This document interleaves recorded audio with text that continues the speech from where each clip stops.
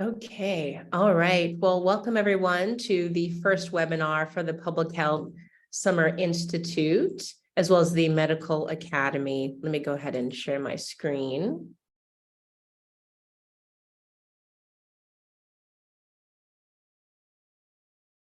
All right.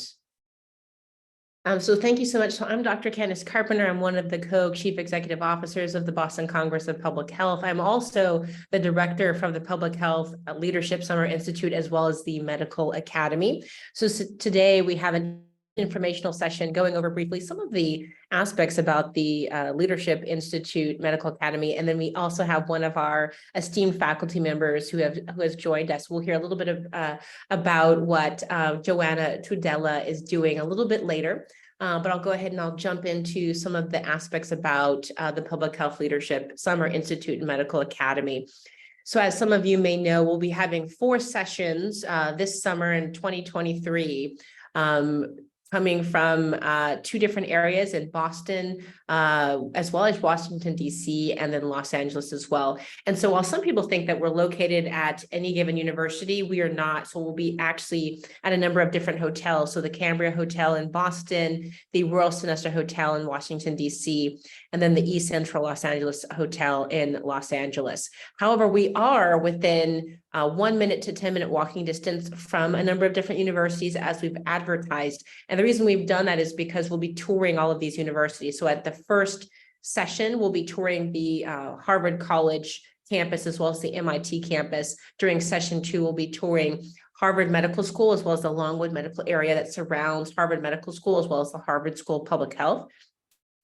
While we're in DC, we'll be touring Georgetown, as well as the White House and the Supreme Court. And then when we're in the Los Angeles area, we'll be having a tour for UCLA for all of the participants as well.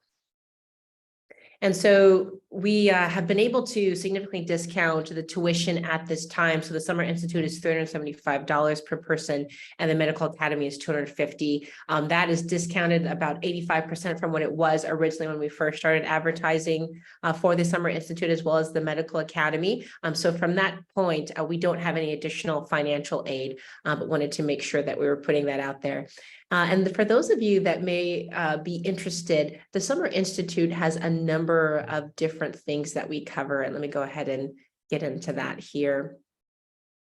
So each session has about anywhere from 20 to 23 different courses for the Summer Institute Public Health. And so if you look at session 1, you can actually go here, and everything is hyperlinked. So you can look at the particular course descriptions for each course as well. So that gives you a better sense of who's teaching it, what are some of the concepts that are going to be covered, some of the learning objectives as well. But as you can see, the first day of any institute starts with the Medical Academy, which, as I said, it's a separate purchase, and then the 4 days of the actual Summer Institute. And we have, as I said, a number of different courses within the Medical Academy. A lot of things are focused on clinical medicine, bioethics, and narrative medicine, whereas the Public Health Institute is a whole intersectional aspect of public health. So from maternal and child health to public health leadership, public health entrepreneurship, infectious disease, different aspects about, say, language aspects, the Hispanic patient, border health, et cetera. We have a number of different things as well. So the Medical Academy, as well as the Summer Institute, is geared mostly towards a high school and undergraduate audience. However, it can be very beneficial for those who are in a post-bac program, going into a post-bac program, or also preparing for medical school or preparing for a master's or a doctorate degree in public health, because it gives you a wide range of different things that you will cover within those particular areas. So as I said before, make sure you visit us at our website to be able to see all of this is perfectly up to date of the courses that are being taught at any given location. I just wanted to highlight that we will have certificates for your participation, whether you do that in person or online.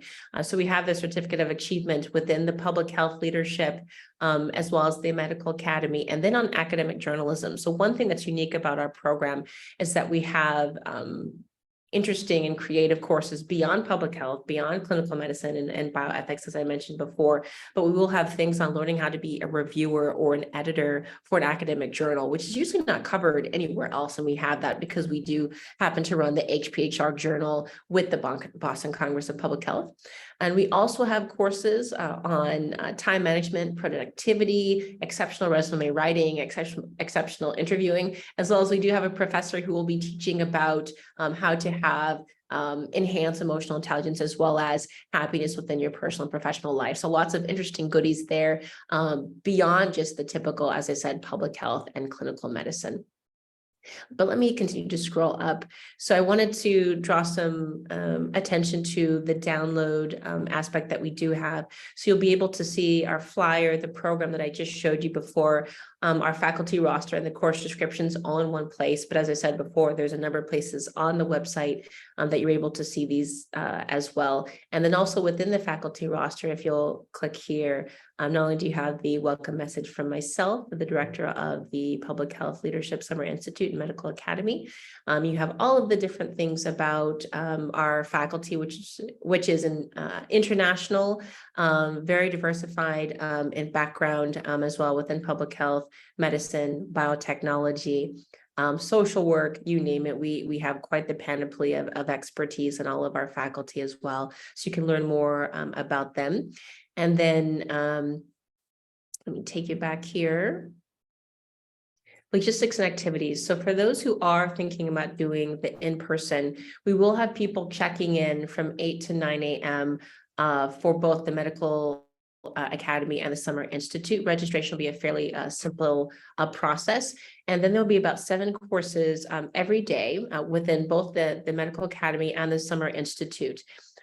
Each course is designed to go about from roughly 40 to 45 minutes. And then there is a buffer times for people to be able to network with other people within the Institute and the Medical Academy as well.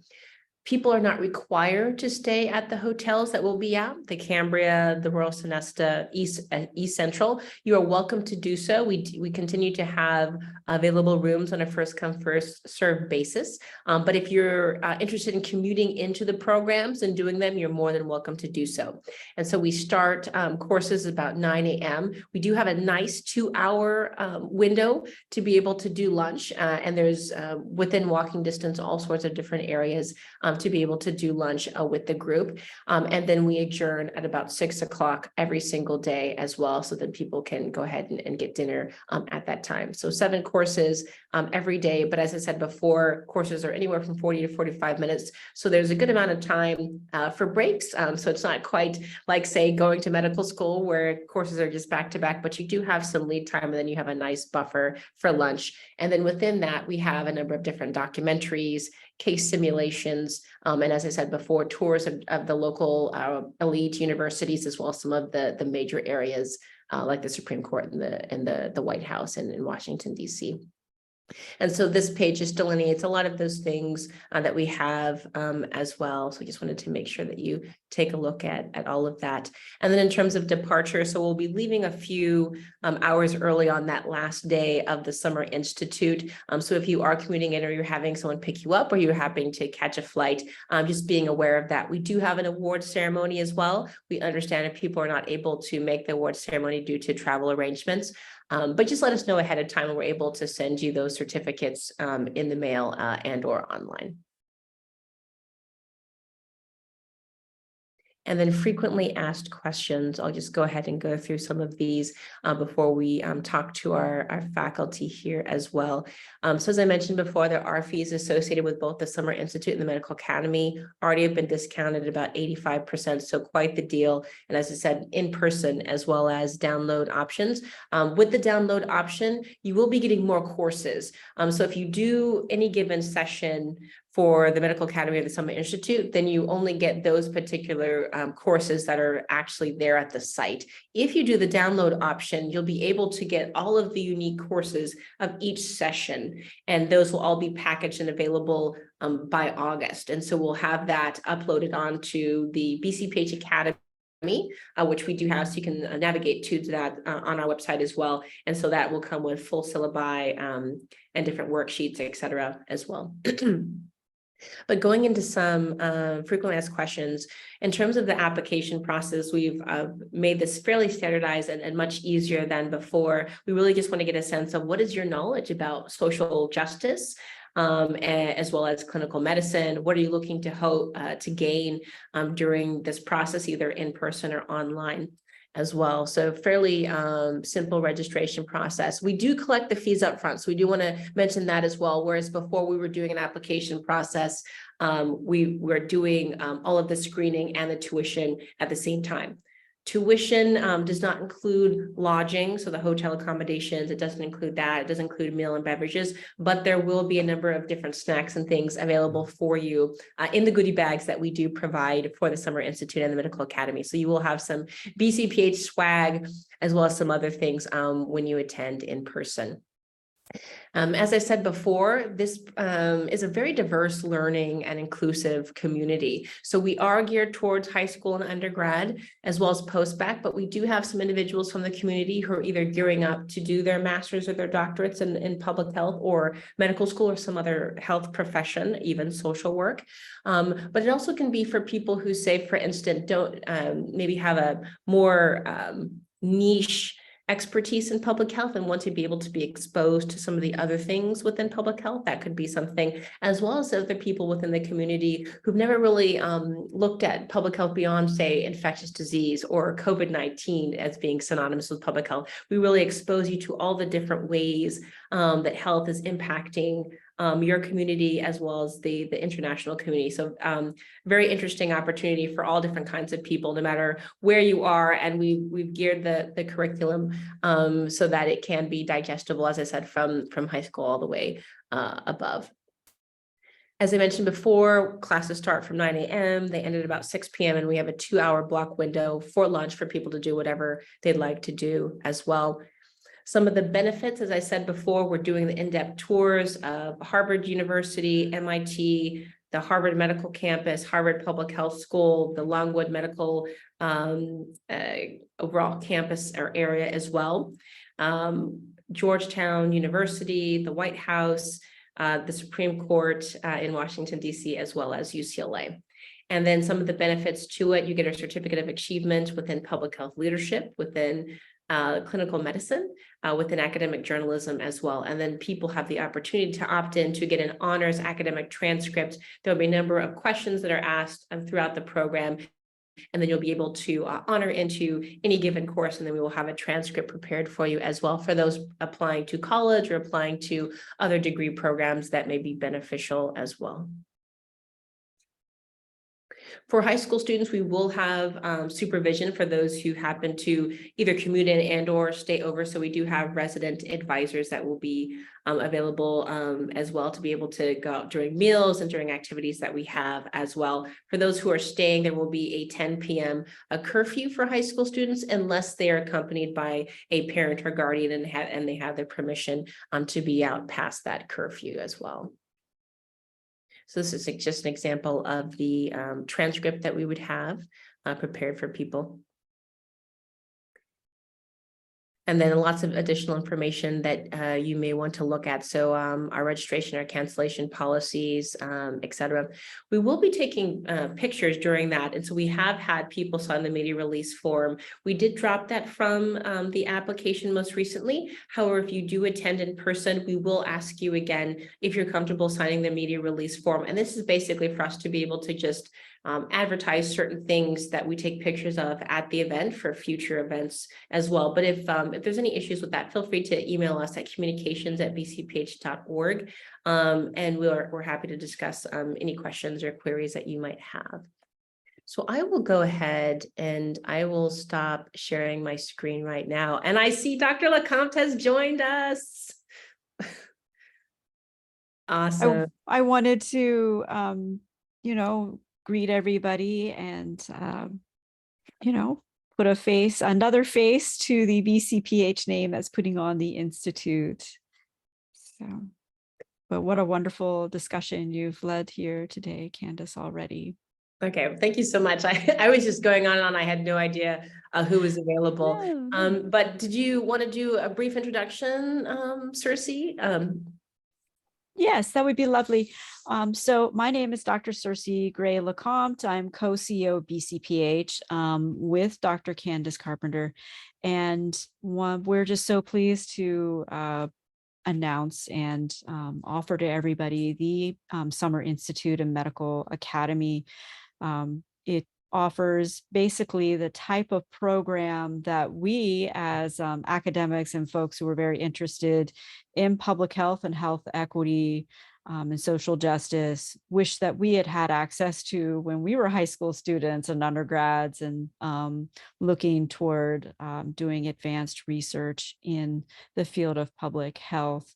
So many people do not have access to this type of programming and coursework and even knowledge that public health exists until they're well into their college and graduate school careers. So we wanted to make sure that those who were deciding their future and are interested in issues of health equity and social justice have access to this information in advance and in such a way that really engages them and encourages them to move forward in their work, even if they don't pursue a career or a degree in public health or any kind of related field. It can really help enlighten how to incorporate equity and justice into any kind of work or research that you're doing in the future.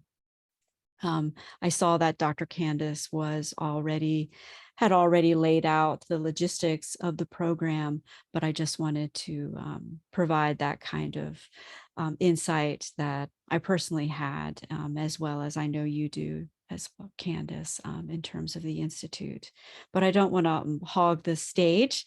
I wanted to hear from our other faculty person who has joined us as well. Yeah, thank you so much for that, Circe. So yeah, we wanted to invite Joanna Tudela, one of our faculty for the Public Health Summer Institute. Joanna, go ahead, feel free to introduce yourself to the audience. Yes, thank you so much. I am so excited to be here with everybody. My name is Joanna Tudela. I am a language access consultant and trainer. So my background is, first of all, I'm an immigrant. I was born in Portugal. I grew up in Venezuela. I moved to the US when I was 18, not knowing English, not knowing anybody. So it's been a process of 18 years learning how to get everything. I was one of those people that never heard about public health until I was already done with my second master, like with my first master's. So yes, absolutely. Getting this information early on is so vital. Especially for those communities that are not used to, knowing about public health and things like that, if you're an immigrant, things like that. So I did a bachelor's of science in medical lab at Rush University in Chicago. And then I did a master's in translation and interpreting studies at Wake Forest University.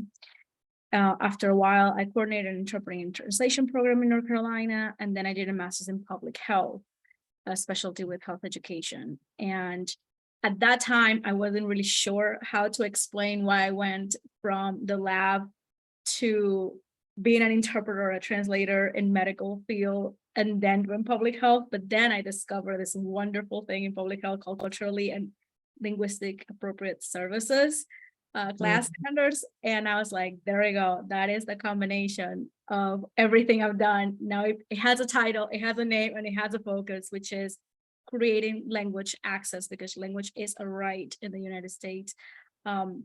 So people can get service, especially health services, in the language of preference. So that's what I do. I help health organizations make sure that they implement these laws beyond, just having the translator or the interpreter right in front of you when you're seeing the provider, but looking at it as a whole in a very comprehensive way. And I am very excited to share this very particular area within public health with everybody, because really it can be applied to anything, even if, as Dr. Lecomte was saying, even if you don't do anything in public health, you'll definitely get to take with you language access, because it really applies to education, to legal fields, to anything. If you work with anybody that doesn't speak English well enough to have those services, it will apply. So I'm very excited about being here. Thank you.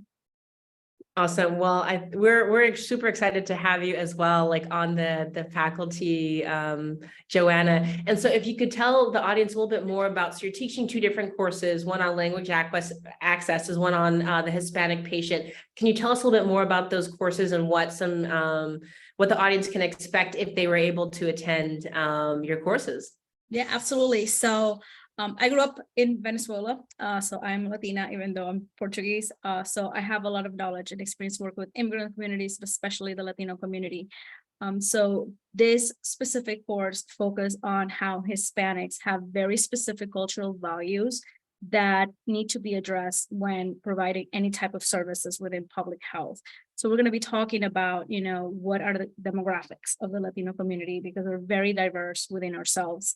And then our specific needs when it comes to health disparities and things like that. But we also going to be focusing on what are our cultural values that can be a barrier to care and how you can address them if you are providing services. So it's a very comprehensive way for you to understand about this particular population within healthcare and how you can, make some modifications on how services are provided so you can really achieve results with this community, like making sure they complete their treatment adherence, because they have very low treatment adherence because they don't understand, or how you really understand how we make decisions as a family instead of as an individual, which in American culture, we're very individualistic in that way. Like if I go to the doctor tells me you need surgery, I'll be like, okay, let's schedule it, let's go.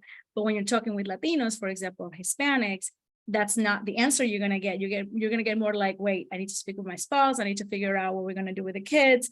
It's a family decision, and that is very important to acknowledge and understand that your Hispanic patient is not going to walk out with the next appointment ready, because there's all these other things that need to be in consideration. So that's like a very short example of what we're going to be covering in that course.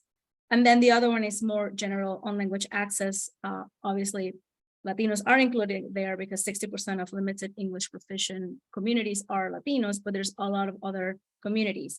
So we're going to talk about how, by providing quality translators and interpreters, not family members, and especially not kids, you can really bridge those gaps in communication and really make sure that you reduce disparities and especially increase safety, because limited English proficient patients or LEPs, they have very high and significant disparities when it comes to harm.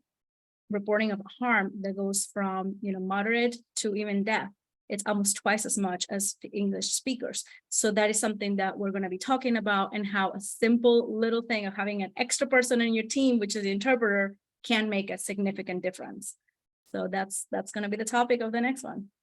Wow, like I'm so excited just waiting for your courses, and I've already looked at your PowerPoints as well. But it just gives me chills, and I just know as a physician, just the things that you're talking about, the critical steps of when you're explaining whether or not a patient should have surgery, and you're trying to consent them, and then that difference between having that language interpreter, and oftentimes we have different devices, in a lot of our academic centers, where we might have the other person who's somewhere else in the world acting as that interpreter. Or we have, like an AI as well. But I think such great topics that you'll be bringing to the course. So thank you so much. Was there anything else that you wanted to mention that we may not have gotten into, Joanna, that you wanted to let the audience know about? No, I think we covered everything. I invite all of you to join. I think you're going to get a lot of things out of it, even if you change path later on. Whatever you are learning in all the sessions, you can definitely apply, because one of the things I love about public health is that everything is public health. Like whatever you can think of, you can make it public health. Transportation, education, legal, anything you can think of, housing, everything is public health, because health is everything, really. So you won't regret being part of this. Awesome. Thank you so much. And I think what I really enjoyed about your description of your courses just now is that they're very exciting, and that you come from a background that's quite different than what you're doing now. And it really does inform your approach to your current work and to these courses, and that you're going to be sharing it with folks who are really starting out in their careers. So it's very exciting. Really appreciate your insights. Yeah, and I will say too, you both kind of sparked an insight that I had as well. Cersei, with you saying the way that how people get into public health, and it might be changing now, but I think Mhm. for myself, yourself, Joanna, it may have been a little bit longer, right? Because public health wasn't something I knew about in high school. I didn't know Yeah. about this until I had already gone to medical school, and we had like maybe 30 minutes in our entire 4-year curriculum on public Mhm. health, right? Where this is an incredibly rich and vast field. As Joanna said, every single thing you can think about actually involves public health. And no matter what you decide to go into, government law, business, social work, biochemistry, etc., public health will touch your life, if not just on a professional sense, on a very personal sense. So this is a great course to be able to enhance your understanding of that. But Dr. LeCompte, you're also one of our faculty members, and I will put you on the spot briefly. Can you, you're teaching a number of courses at the Institute. Can you tell us Mhm. about either 1 or 2 courses that you're very excited about, and some things people can look forward to? Well, Dr. C, I'm so glad that you came back to me because like Joanna, I come from a very different background than public health. I actually come from the communications arena. I was a director of communications at a national nonprofit called the National Minority AIDS Council, and I was producing publications. I was managing websites. I was doing IT and infrastructure and plugging things in. And I had an opportunity to leverage my skills in anthropology because that was like one of my fields of academic endeavors as an undergraduate and then in doing my master's. And I realized I wanted to be doing something in research in HIV because it was an HIV organization. And that set me on the path of where I am now. I went ahead and did my Master of Science and then my Doctor of Science at Harvard, and haven't looked back since. But my practice of public health is very much informed by my other academic endeavors and really inform the types of courses I'm teaching at this institute. So the first of those is a course called Electrifying Career as an Academic Reviewer and Editor. And BCPH is actually born out of something called HBHR Journal, which started at Harvard, where Dr. C and I were both students. And we wanted to share the skills that we brought to managing HBHR Journal and then taking it as an independent publication to folks who might be interested in pursuing a health communications career. So with this course, you're going to learn all about academic publishing, how to be an academic reviewer, and also how to join an editorial board and what that entails. And with this course and successful completion of it, you can earn a certificate both as a reviewer as well as being an editor. So that's a very exciting endeavor there. The second course I'm teaching is on basically, it's about my dissertation. It's a case study, and it's on gentrification and social geography among Black men who have sex with men, and specifically looking at the experiences of Black men who have sex with men, which includes Black gay and bisexual men, as well as trans women in Washington, D.C. And this can really give, and this is basically a case study of how public health issues and issues of social determinants, unstable housing, food deserts, and also just sort of intergenerational conflict really influence and impact health behaviors and medical assistance uptake among this very specific population. So very excited to bring that to the audience. The other thing that we're going to be doing, I'm going to be teaching, is social determinants in theory. Social determinants don't, happen in a vacuum. They're historically informed, and the way that we look at them is not objective. There's nothing objective about health.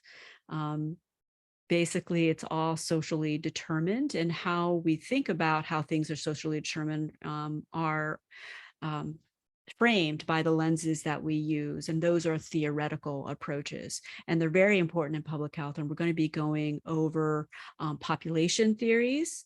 Those created by David Williams, Dr. Nancy Krieger. And then we're also going to be looking at psychosocial theories. And those are the theories that really help shape the way interventions are framed and deployed and assessed in different populations.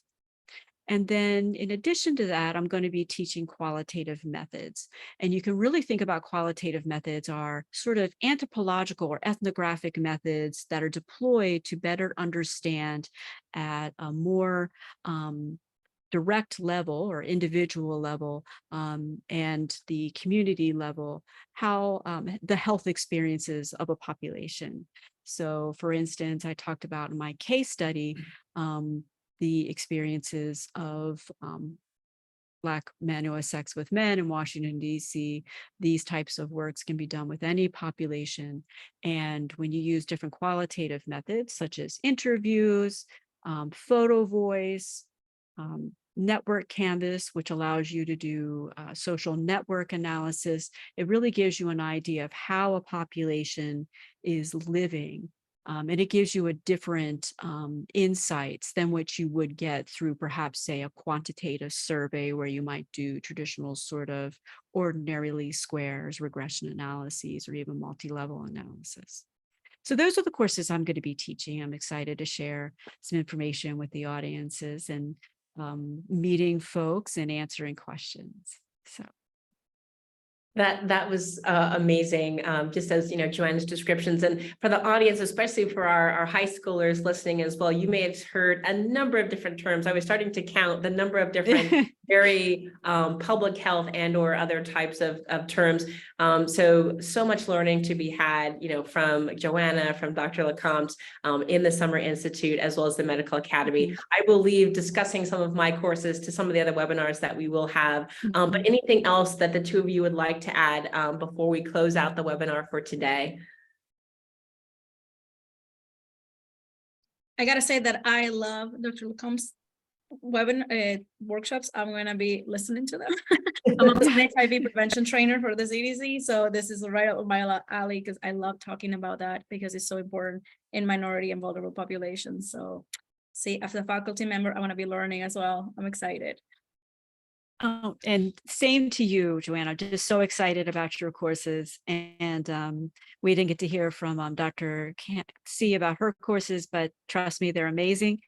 And just as amazing as she's been on this call today talking about the Institute.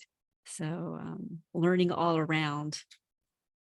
Yeah, absolutely. Absolutely. So many courses. As I said, there's about 50 unique courses that we'll be teaching across this entire summer, sessions 1 through session 4. So if you get the online download version, you have access to all of those. And essentially that's getting a course for less than $15 at the prices that we have right now. But if you can join us in Boston, in Washington, D.C., or in Los Angeles, you get the benefit of meeting Dr. LeCompte, Joanna, myself in person, seeing all these wonderful things, within the areas that we're going to be in, and then being able to have that kind of up close in-person networking as well. So I will go ahead and conclude for today. If you haven't made it towards this webinar and like to come to other ones, we'll have one this Thursday as well as next Tuesday and the following Thursday as well. Same time, 1 to 2 p.m. Eastern time. Thank you so much to everyone for joining. Thank you, Joanna. Thank you, Dr. LeCompte. Thank you. Thank you. Take care, everybody.